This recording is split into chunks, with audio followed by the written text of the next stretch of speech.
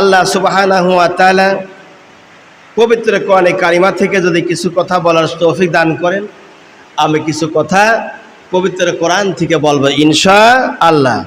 কোনো বাপদাদার কিচ্ছা কাহিনী বলবো না, কোনো বাপদাদার আইন প্রস্তুত করার জন্য কোনো কথা বলবো না, বলবো হলো কোরআন থেকে সরাসরি। আমি কোরআন থেকে রিলি করে কথাগুলি শোনাবো ইনশাআল্লাহ।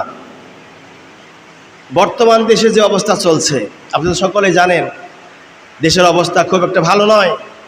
এদেশে কোঠা আন্দোলন নিয়ে অনেক আলোচনা হচ্ছে আলেম ওলামার ভিতরে এবং অন্য অন্য জনসাধারণের মধ্যে।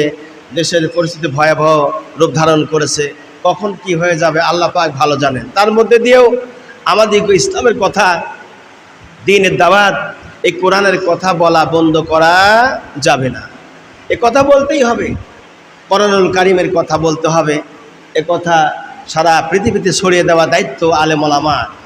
সেই সাথে জনসাধারণ আমরা এগুলি শুনবো, আমল করাইয়ে আল্লাহ নবীর সুন্নতগুলোকে মেনে কবরে যাওয়ার চেষ্টা করবে ইনশাআল্লাহ।